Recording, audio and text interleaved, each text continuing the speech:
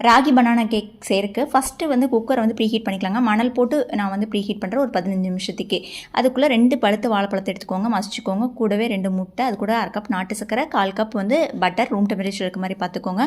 கொஞ்சோண்டு vanilla essence, உப்பு போட்டு அதை கலந்து விட்டுட்டு 1 கப் ராகி மாவு நல்லா சளிச்சு சேர்த்துக்கோங்க. 1/3 கப் வந்து cocoa powder, 1 teaspoon baking powder, ஒரு 1/2 டீஸ்பூன் பேக்கிங் சோடா போட்டு நல்லா கலந்துருங்க. 1/4 கப் பாலை கொஞ்சம் கொஞ்சமாக விட்டு கலந்து விட்டுட்டே வாங்க.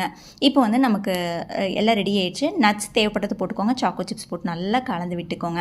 இப்போ எதில் பேக் பண்ணுறீங்களோ அது வெண்ணெய் தடவிட்டு நம்ம கலந்து வச்சிருக்க பேட்டர் உள்ளே சேர்த்திட்டு சாக்கோ சிப்ஸ் நட்ஸ் எல்லாம் போட்டுக்கோங்க.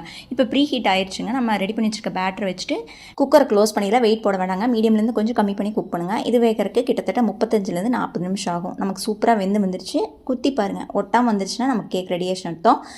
ஆறுனதுக்கப்புறமா டிமோல் பண்ணுங்க. அதுக்கப்புறம் பீசஸாக கட் பண்ணிங்கன்னா நல்லா சாஃப்டான ராகி பனானா கேக் ரெடி ஆயிரும். இந்த வீடியோ பிடிச்சிருந்தா மறக்காம வீடியோக்கு ஒரு லைக் கொடுங்க, சப்ஸ்கிரைப் பண்ணிக்கோங்க. தேங்க்யூ.